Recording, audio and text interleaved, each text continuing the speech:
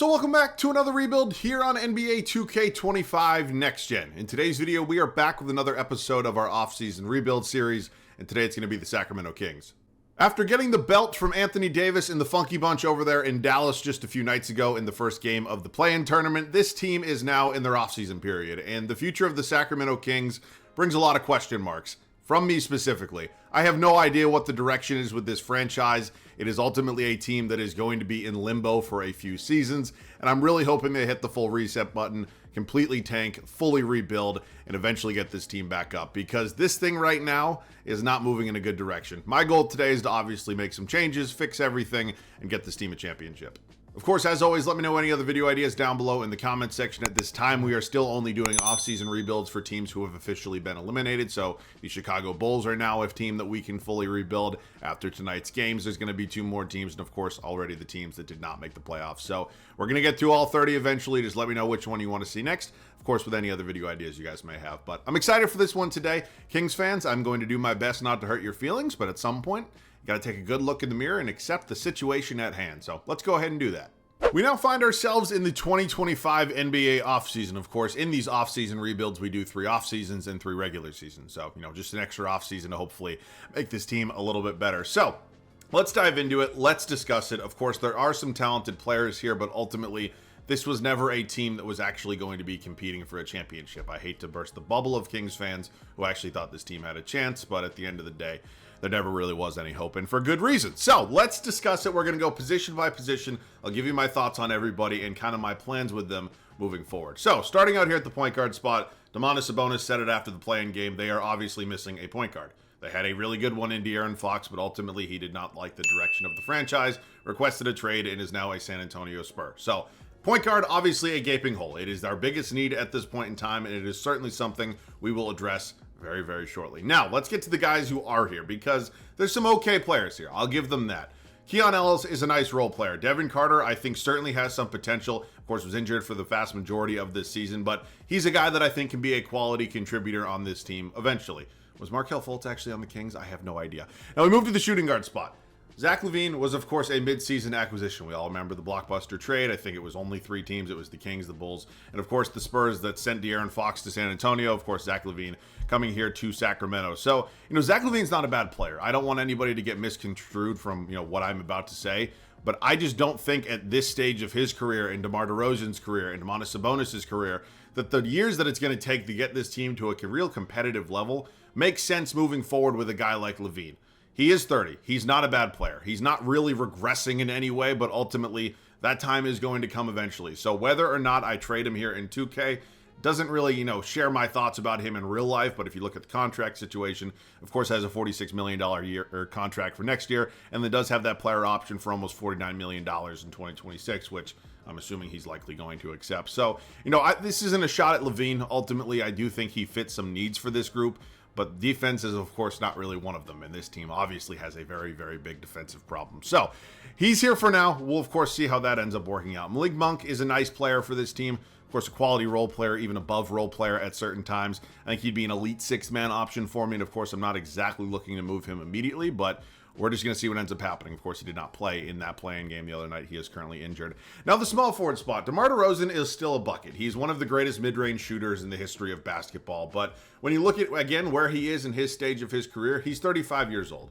We're all very much aware of how 2K works. He's going to regress like crazy. I'm just going to tell you right now, I'm going to be moving him immediately. It's probably going to be one of the first things I do. Now, I'm not sure if the Sacramento Kings in real life will trade him. If they were wise, they would certainly consider it. This Kings rebuild that they're likely going to have to go through is not going to be a 1 to 2 year thing.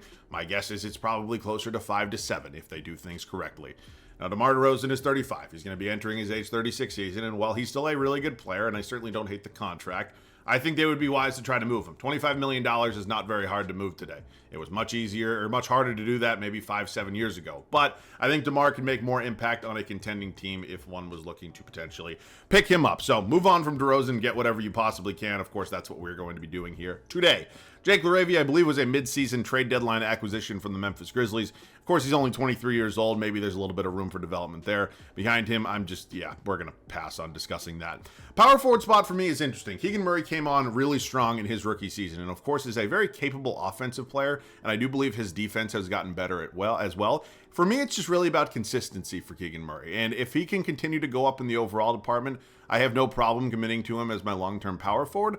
Of course, I have, played this game once or twice, and I know for a fact he doesn't really move in the overall department. So it's going to be a year-to-year thing with him. Again, we're not just going to let him walk in free agency or anything like that, but I'm going to be very kind of cautious about the price tag that he is going to be requiring. Behind him, we have Trey Lyles, okay role player. Got Isaac Jones here as well. I mean, they're role players. It is what it is. And then finally, the center spot. Let's talk about it. Domantas Sabonis played like absolute shit in that play-in game. He was terrible. He was one of the biggest reasons this team lost.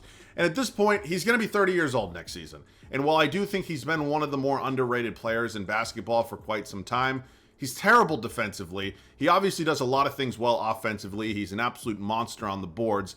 I just don't know if his timeline really makes sense with this team. So, I think at this point in his career, you can still get a pretty hefty haul for a Domantas Sabonis. I think there would be a lot of teams that would be interested. I know some people may not be of that opinion, but I do genuinely believe they'd have at least 3 strong offers for him, considering the age, his ability, and of course the contract as well. So that's my thoughts on Sabonis. I don't know if, realistically, he could ever be the best player on a championship team. And of course, the Kings need to start looking for that because they have not had that in a very, very long time. So we'll see what we do here with Sabonis today. Of course, I'm not going to give him up for nothing, and the way I'm going to go about this rebuild is vastly different than the way I think the Kings actually should go about it in real life. But, my thoughts on Sabonis haven't really wavered. He had a really bad game the other night, and it doesn't really define his career, but it's just really tough kind of putting him in this spot right now moving forward because he's really not a face of the franchise, but he's getting treated like one at the moment. Behind him, we have Jonas Valanciunas, nice veteran depth piece, can rebound the ball, can obviously shoot now a little bit as well. We'll see, man. I don't really know. So, yeah, that's the Sacramento Kings. I mean, this team was really never going to be anything entering this season. And then after the De'Aaron Fox trade, they sure as shit weren't going to be anything. So, it's tough. I understand the West is loaded. The good news for them is if they fully commit to a rebuild, I do think that this is a conference that they can successfully tank in. Whereas you look at the East, a team like the Chicago Bulls who have tried tanking, but unfortunately the conference just absolutely sucks. And they're pretty much around the 10th, 12th pick every single season, where Kings obviously out here in the Western Conference, a lot of teams competing, a lot of teams really trying to win games. Obviously, the Kings shouldn't be one of them, in my opinion, moving forward. So, my thoughts on the Kings. Again, I'm not trying to rip out your heart Kings fans. I'm just trying to put you in a realistic perspective because this team, the way it was put together, felt like a group that was, kind of trying to save jobs. A general manager that obviously had job security maybe doesn't go about this rebuild the same way or the moves he made this year. But obviously the Kings and their general manager moved on. When the time I'm recording this, they have a new GM as of today. We'll see what they do moving forward. But committing to mediocrity is a very, very bad thing, my friends. It is how general managers get fired. It's how coaches get fired. All right, offseason number 1, of course, the same names retiring as pretty much always. We'll take a look at jersey retirements here. Draft lottery, I think technically we are in now, are we? Yeah, Atlanta has our pick. I have no idea what trade that's from. Yeah, I'm just going to confirm they're actually supposed to have that pick. I'll go ahead and check out Fanspo, and then we'll go on from there. Doug Christie, I don't know. Did an okay job, I guess. I still don't think Mike Brown really deserved to be fired, but that's neither here nor there. He, of course, is now gone. I'm just going to wipe the slate clean, get a guy that I'm looking for. Patrick Oakley, unbelievable offensive ratings, terrible defensive ratings. And when you're a team that's constructed like the Kings, you need a good defensive head coach. So it might be a Stauffer day. I'm not really sure. I mean, there's nobody here that really gets me super excited outside of Mike Stauffer. So yeah, I guess, no. All right, we're going to go ahead and sign Stauffer. It has been a few videos since we've done that. Of course, he does actually have to accept said offer. So if not, maybe our Antonio Taylor. Hopefully one of these guys will. And Stauffer's still mulling, so I'm going to wait. Cool. All right, the 2025 NBA draft. Let me go ahead and confirm that Atlanta is actually supposed to have this pick because, again, 2K is terrible with protections and future swaps and everything in that nature. So I'll be back. Because it's just how my luck works, the Atlanta Hawks are going to have this draft pick. Let me just read you this off Fanspo. Sacramento's first-round pick to Atlanta is protected for selections 1 through 12 in 2025 and 1 through 10 in 2026. It's at number 13. Atlanta's going to get to keep it. Again, just how my luck works. All right, it is time for the draft. Let me just see if we have any other selections. I honestly haven't even looked. We have 2 second-round picks, both relatively high. Ultimately, I don't really feel as if these picks would really benefit us in the time being. We do have a decent amount of depth with this group. Actually, you know what I'll do? Something I don't do super often is trade like, whoops, definitely not that. Try to trade like somewhat late into the first round of the draft. Like maybe like mid 20s. Like who was like the 24th, 25th, 23rd pick from the Jazz? I don't know. Can I get this done with seconds? Again, I'm not really trying to find a okay, cool. I'm not trying to find a superstar here or anything, but if there's a player that could maybe eventually make some impact, Thomas Sobers, probably butchering the pronunciation. I'm not great with college basketball. Welcome to the team. So for 4 second-round picks, 73 overall, that's cool with me. Of course, this is an unrealistic rebuild, so everybody here will be brought back, many of which will likely be traded. We take a look here in free agency. It's by no means a loaded free agency class, and by no means am I really interested in bringing many of these guys back. I mean, maybe Trey Lyles if it gets to that point, but as of now, we have some blockbuster trades to pull off. See you guys with those moves. For whatever reason, the Orlando Magic are willing to trade us Franz Wagner for DeMar DeRozan, Isaac Jones, and Jonas Valanciunas. For what reason, I have no idea. Now, I will not lie to you. I almost did a separate trade, and one that certainly would have solved a pretty big issue on this team. Of course, we are in desperate need of a point guard, as Domantas Sabonis said after the play-in game, and Tyrese Maxey, of course, certainly would have solved that problem. But Tyrese Maxey's a guy I get from time to time. I don't really get Franz Wagner a lot, and ultimately, once we move to Rosen, we're just going to have as big of a gaping hole at our small forward spot. So Wagner's a year younger, 2 overalls higher. We're also getting Jett Howard in this deal. I think it's a pretty good first trade for us. We're bringing back an old friend here. A deal with the Indiana Pacers. We are going to, technically speaking, reacquire Tyrese Halliburton. Sometimes I think Tyrese Halliburton just never actually played in Sacramento. I don't know why. I certainly was watching the league at the time, but it just doesn't really feel like that was ever really kind of a real thing. So, everything I said about Zach LaVine in the intro of this video stays true. I do think he's still a good player, can certainly bring very much help to a team, but ultimately at 30 years old, we're going to get a little bit younger here with Halliburton, and we're also going to be getting a better player. So, we do have to give up a first-round pick in 2027. Certainly not the end of the world. Welcome back to the team, Tyrese Halliburton. I'm going to hang on to Domantas Sabonis for one more year, but I'm not going to lie to you. I'm like this close to doing this deal. Now, genuinely speaking, Devin Booker is probably a better player than Domantas Sabonis. That I'm not getting into a pissing contest about right now. But Devin Booker obviously makes a lot more sense for us here in 2K. So I should do this trade. Ultimately, I'm not going to for a couple different reasons. First and foremost, I got Devin Booker in a video the other day. I don't like being repetitive, even if he is obviously a really nice addition to this team. And then again, I'm going to give Sabonis one more year. He's not an expiring deal. Certainly don't need to force the issue too much. And I also don't really want to trade Devin Carter. So we're going to hang on to him for now. He'll remain our starting center. I'm going to have Keegan Murray and Thomas Sobers be our 2 power forwards. Jake LaRavia will likely be in a separate deal. I'm going to go ahead and start Malik Monk for 1 season. He has multiple years remaining on his contract, so again, don't really need to force the issue as much. And then, of course, we have Halliburton and Carter here. So, yeah, I was very tempted by that Devin Booker trade, ultimately did decide against it. Now, the centers here in free agency, I like Luke Cornett a lot, but I also don't mind maybe considering a deal here for Jake LaRavia. Now, if I don't find a center I really like that, doesn't involve me giving up a draft pick, I'll likely just take a draft pick in return. Ooh, Jalen Smith could be a nice addition. Probably what I'm going to honestly do.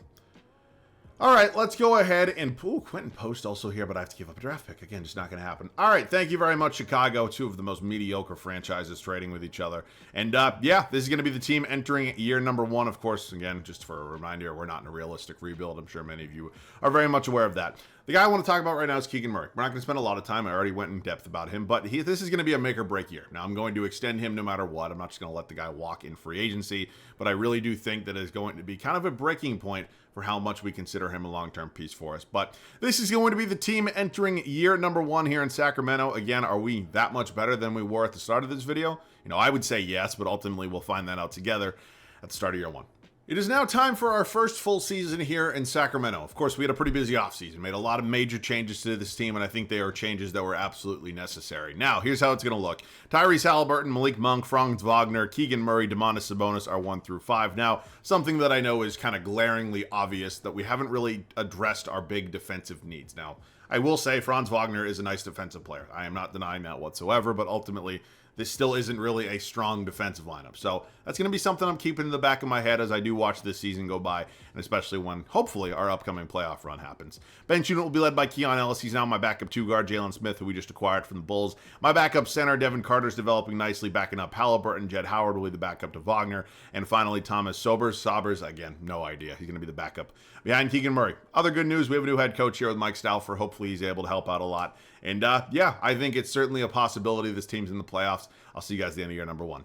First season here in Sacramento comes to an end. We finished with a record of 46-36. Ultimately, not that bad. We'll dive into the numbers very, very soon. And hopefully we have a pretty successful playoff run. SGA going to be your MVP. Cooper Flagg, Rookie of the Year. He is in Washington. I said this in a video the other day. What is the best fit for Cooper Flagg? Like, what team do you really want to see him in? Now, the Eastern Conference Celtics fan in me hope he goes to the West, but, the basketball fan in me hope he goes to the East because, again, the West is just, unbelievably loaded right now. But, I think the Wizards are building something nice. It'd be cool to see him there, but I don't know. I just don't really trust the Wizards, if I'm being completely honest. Dante DiVincenzo, sixth man in Minnesota. You got Giannis winning Depoy, Dalton Connect, most improved. Trae Young, clutch player of the year. Mark Daigneault, head coach of the Oklahoma City Thunder, is your coach of the year. So you can see right there, we are the 5 seed. We're going to be taking on an old friend in De'Aaron Fox in round 1. They also have a guy named Victor Wembanyama who's pretty good. But, we were middle of the pack in the West. Well, in the Western playoffs again. But it's not bad. It's kind of what I expected. I'll ultimately take it for year 1. And then here is a look at the East, who actually had 5 teams that won 50-plus games. So got to give credit where credit is due. Let's dive into some of the numbers. Tyrese Halliburton did lead this team in scoring. Franz Wagner not far behind. Malik Monk, Domantas Sabonis, Keegan Murray, I almost said Josh Smith, Jalen Smith, Jett Howard, Keon Ellis, Devin Carter, Cameron Payne. Okay. Led in boards by Sabonis, led in assists by Halliburton. All right, round 1. It is us and the San Antonio Spurs. Let's take a look at their team. What? Did they trade De'Aaron Fox to Indiana for Pascal Siakam? I understand that the Indiana Pacers had a pretty big point guard need, of course, after we acquired Halliburton. But that's certainly interesting. But, of course, Victor Wembanyama is here. He is no doubt the best player in this series. We're down 2-0 at this point, down 3-0. We do win a game at home. We do win a game on the road. We now lose in 6. All right, I will quickly just check the playoff numbers here to see how everybody played. Halliburton was pretty good. Oh, brother. I understand Domantas Sabonis does a lot of things well. I am not sitting here and denying that, but ultimately I need him to be one of my best 2 players. I need him to be. Maybe best 3 at worst. I understand he rebounds. He obviously passes the ball well. He's not good defensively, so he needs to score the ball. There's just no other way around that. Like, Keegan Murray should not be outscoring Domantas Sabonis in any circumstance. Now, this is a great series out of Murray. He didn't really shoot the ball well. I'll give him credit. He definitely did score. Led in boards by Sabonis, led in assists by Halliburton. Disappointing end to a relatively promising first season. I think there's a lot of things we can do with this team moving forward. It's going to be Anthony Davis and the Mavericks going up against an old friend, De'Aaron Fox, and the Pacers. Dallas gets it done. God, this game just loves the Dallas Mavericks. All right, offseason number 2. We're at a point right now where I think we had an okay first season. I don't think we are in desperate need of blowing this thing up or anything like that. But we do have to kind of plan carefully, if you will. Let's take a look at the lottery. Oh, good. Give the Lakers the number 1 overall pick. We are picking. Should we have our own pick? Don't we? We're picking at number 20. Okay, just totally missed it. I'm going to hang on to Stauffer. Obviously, you quite literally cannot get a better coach than that. Let's approach the draft with the 20th overall selection. What do I want to do? I might have a move. We're making a deal here with the Miami Heat. We are pulling off this trade. I'm sure Kings fans don't necessarily love it, but I think this is going to benefit us in more ways than one. First and foremost, Bam Adebayo is a million times better defensively than Domantas Sabonis. Now, I will undoubtedly say Sabonis does a lot of things better offensively, but when you take a look at the landscape of this team and the way that we're currently constructed, defense is a pretty big need. So we're going to make this deal, add Bam Adebayo to this team, and I do think it's going to be a move that benefits us greatly. Now, am I going to play Bam at the 4 or the 5? That's very much to be determined. I am not sure if there's any other major blockbuster trades coming. It is certainly a possibility, but I also would not mind playing Bam at the 5, even if I do think he may be a little bit better at the 4. Now, Keegan Murray had a pretty strong, one playoff series for us. Now, he has a almost $15 million qualifying offer. How much is he going to ask for here in free agency? He's looking for about $17 million. I think I'm okay with that for a year. I think I can live with that. So we're going to bring him back along with Keon Ellis, so I think is a nice role player for this team. And then from there, we are going to likely play Bam at the 5 for one season and maybe have one other move. Hopefully Bam doesn't shoot down. Oh no, he stays the same at 89 at the center spot. So I'm not saying this is going to be permanent, heading into year number 3 after this season, but I do think for 1 year, the defensive upgrade at that 5 spot is going to really, really benefit us. So I might have one other trade. We're going to look to make a little upgrade here at our shooting guard spot. Now, you're more than welcome to have some internal dialogue about who you'd rather have in Malik Monk or Quentin Grimes, but ultimately here in 2K, Grimes is 3 overalls higher, has an extra year of team control, and I do think would make this team better immediately. So, Malik Monk, Thomas Sobers, I have no idea. Both going to be offered to Philadelphia, right? Okay, that was a lot easier than I initially thought. Welcome to the team, Quentin Grimes. All right, I'm excited about that addition there. Again, we're going to have another year of development, especially for some of the younger guys off this bench. I now do need to find myself a new backup power forward. These options are, well, not great, to say the least. So, oh, brother, I don't even fucking know. The power forwards are not much better, if I'm being honest with you. Remember when the Kings drafted this guy over Luka Doncic? Great franchise decision. Jonathan Isaac's in the G League? What? I'd give Jonathan Isaac a 2-year deal. Wait, why is Jonathan... I mean, he's not a star or anything like that, but why would Jonathan Isaac be in the G League there? Okay, I didn't even see him there. Again, obviously provides a little bit of defense, which is certainly something we need. And, yeah, thanks, Orlando, I guess. See you guys at the start of year 2. Now we have arrived at the start of year 2 in Sacramento. I'm excited. I think the upgrades and the changes we made with this squad are greatly going to benefit us. I would say this is easily the best starting 5 we have had so far, and I really do think this team can make some serious noise. Tyrese Halliburton remains our starting point guard. New addition here at the shooting guard spot with Quentin Grimes. Of course, still got Franz Wagner. Keegan Murray remains our 4, and of course, the addition here at the center spot with Bam Adebayo. So again, we're kind of picking a side here. I would say ultimately Bam Adebayo and Domantas Sabonis are kind of in the same tier of center. Of course, they just both excel at different things. So, Bam, welcome to the squad. Devin Carter going to be my new 6th man. You got Keon Ellis not far behind him. Jalen Smith remains the backup 5. Jett Howard, the backup 3. And finally, Jonathan Isaac, who was chilling in the G League for God knows what reason, as my backup power forward. So that's the team. I think, again, we're a lot better defensively, and hopefully that everything can click and this team can compete for championship. We see a nice improvement as year 2 comes to an end. 57-25 is the final record. I have no idea what seed that is here in a loaded West, but hopefully it's near the top. Nikola Jokic is your MVP. AJ DeBansta ended up with the Lakers. Again, I'm not sure why the Lakers with Luka. And actually, LeBron retired. But still, Luka ended up having the number 1 overall pick. But they did. Anthony Simons coming off the bench in Portland. He's your 6th man of the year. Wemby wins Deep Boy. Jeremiah Fears most improved. Nikola Jokic also wins Clutch Player of the Year. And our guy Mike Stauffer, Coach of the Year. Typically a pretty good sign. We're not the 1 seed, though. Close, but no cigar. We're actually tied with the Minnesota Timberwolves. They must have just had whatever the tiebreaker is. Here is a look at the Eastern Conference, and let's talk about some of the numbers here real quick. Points per game led by Halliburton. Franz Wagner not far behind. Bam Adebayo did a really nice job doing well at a lot of different things. Quentin Grimes, Keegan Murray, Carter, Howard, Smith, Ellis, and then Isaac. Led in the rebound department by Bam, led in assists by Hallie. Okay, round 1, facing a play-in team. That play-in team's the Golden State Warriors. Interesting. Jimmy's obviously regressed a bit. Steph's gone down maybe 1 or 2 overalls, but he's probably still playing at a very, very high level. I am just curious here. Yeah, very, very high level. All right, they're a good team. Probably have the best player in the series, even with Steph Curry being, 37 at this point, but he's still pretty good. Pretty damn good. Yeah, that's what I'm looking for. We're up 3-2 against Golden State. Oh, my God.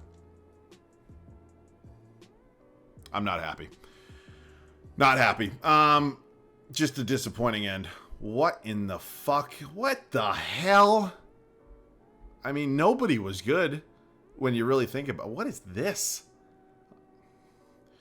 All right. Well, obviously, we had a really good regular season and another playoff run that was a lot shorter than I thought it was going to be and hoped it was. So, yeah, really sad ending once again. Toronto wins it all. They still gave they gave Cade Eastern Conference Finals MVP. The Pistons lost. They gave Ant Finals MVP. The Timberwolves lost.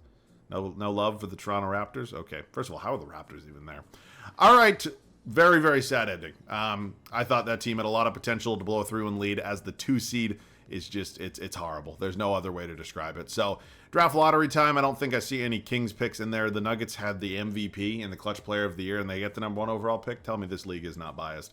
Hypothetically speaking, I would fire Mike Stauffer, but he has perfect ratings. You quite literally cannot get a better head coach. So, he's going to stay on. Let's check the draft pick department. We have the 26th overall pick from the Spurs, and then we have 29 as well. Actually, you know what I'm going to do? I'm going to draft somebody with that first round pick, and then I'm likely going to trade whoever that is. I think that makes some sense for me. So I have no idea who's in, what is it, the 2027 draft?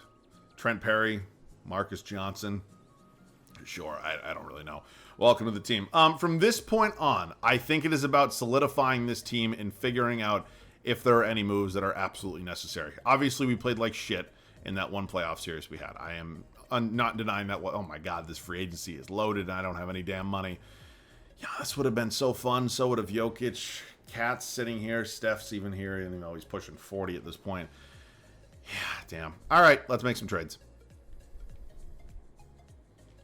Oh, okay. Pulled off a big trade there with the Detroit Pistons and added one Jaren Jackson Jr. to this team. Was not necessarily expecting that to be accepted, but it was, and I'm really happy about that. Now, Keegan Murray played okay for us throughout the regular season, had a really tough playoff series, and I just think ultimately if I'm looking for an upgrade anywhere in the starting five, it was pretty easily our power forward spot. So Jaren Jackson Jr., obviously a really nice defensive addition. Him and Bam Adebayo are going to be just unbelievable, especially defensively in that front court, and I'm really excited about that. So at this point, we have 6 players on this roster. The bench is obviously hurting a little bit. The bottom of the bench, certainly not going to be elite. I'm going to bring back Howard and Smith. That obviously makes a lot of sense for me, and then we do have to figure out who the other 2 backups are going to be. Shooting guard, and then what is the other one? Is it power forward? Yes, power forward and shooting guard.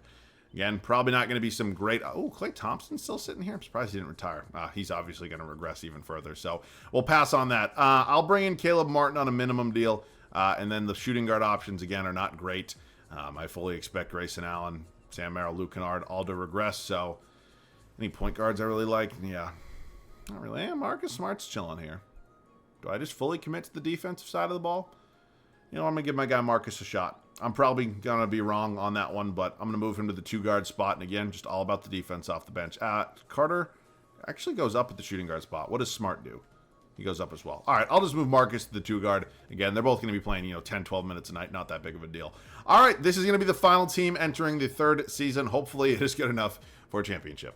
The final season in Sacramento has arrived. It is absolutely now or never. We made another major upgrade this offseason, bringing in Jaren Jackson Jr., and this starting 5 is as good as it possibly gets.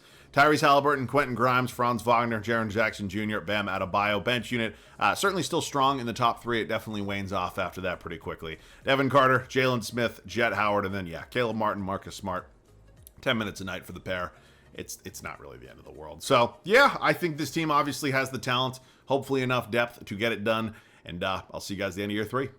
63-19. That is the final record for the final season of this video. Hopefully it is good enough, because this team has not even won a playoff series yet. Victor Wembanyama obviously has arrived. He's winning MVPs. Tyron Stokes, Rookie of the Year in Denver. Cameron Boozer, some reason coming off the bench in New York. Wemby also wins Depoy. Will Riley, Most Improved. LaMelo Ball, Clutch Player of the Year. And again, we didn't even have the best record in the West. Popovich has got to be like 80 fucking years old still coaching at this point. This Western Conference is obviously loaded. Good news is we won't have to see the Spurs till the West Finals if we do both get there. Here's a look at the East. Let's talk about some of the numbers here real quick for this squad. Led in scoring by Halliburton, Wagner. Again, you guys understand the breakdown and how I think if everybody does whatever they want to do, as long as we're winning games, I'm cool. Round 1. Oh, fuck. I mean... what planet are we living on? What is this conference? Why are the Thunder a play-in team? You have 3 guys that are 93 or higher. Why is this a play-in team? Never mind the depth they have here from all the draft picks they do have, but they have protections on, but 2K doesn't believe in protections for whatever reason. The Thunder are better than us. I straight up believe that. I genuinely, in my heart, do. But we finally win a playoff series. It is now us and the 6-seeded Lakers. Luka Bronny, AJ DeBence is now a 90. You got Jeremy Sohan, Isaiah Hartenstein, Dalton Knecht coming off the bench. Keon Johnson, Max Christie. Really solid squad, especially for a 6 seed. Again, they have the best player in the series. No doubt about that in my mind. We are up 3-1 at this point in time, though. They do win Game 5. In Game 6, we do win 7, though. All right, it is us and the San Antonio Spurs. For the first time in this playoff series, we're going to be on the road. And, what? Where does the money for Jalen Duren come from? That I'm curious about. Where are you getting $34 million for a 6th man? Wemby, at this point, is getting paid. Pascal Siakam, getting paid. Vassell, getting paid. Castle, on the final year of his deal. I guess him and Fears are both still rookie contracts. But really? Come on, 2K. Down 2-0. It's just not. It's not in the cards, is it? It's just not. It's, not. I'm not really sure what you want me to do with Wemby. There's just not much I can do there. So I wholeheartedly stand by the moves I made and everything I said about the Kings. They're in a really bad spot right now. It's a terrible place to be in. It's them, the Chicago Bulls, all these perpetual playing teams that are really never going anywhere. I guess you can throw the Heat in there if you want, but God knows what reason that team always finds a way to be competitive. So I don't understand what the direction of the Kings is. I really hope they pick a path this offseason, and I really hope that path is kind of realizing that they're never going to be really competing and really a serious contender with this core they have right now. And again, I understand you don't just snap your fingers and make big blockbuster trades in the NBA, but if you have teams that are willing to give you significant draft capital, young players, salary fillers, anything like that for, a DeMar DeRozan, maybe Zach LaVine, potentially Domantas Sabonis, you very much have to consider it, because no disrespect to that big three, you are not winning anything. You never were winning anything. And I just don't really see a way out of it at the point, moving forward, if they decide to do that with that trio. So I'll be interested. The NBA offseason always has a way of surprising us. Funny things happen. Crazy things sure as shit happen. And I'll be keeping an eye on the Kings and their new GM. So excited for the offseason. Of course, very excited for the playoffs. And you guys are seeing this. I think it's Friday. Yes, it is Friday. You guys will be watching the final round of the play-in. So playoffs start tomorrow. Hopefully everybody's locked and loaded for that. And I am very much looking forward to it. So let me know any other video ideas down below in the comment section. And my apologies, Kings fans. I could not get you that championship here today. So that'll do it for me. As always, thanks so much for watching. I love you guys. I'll catch you guys all in the next one.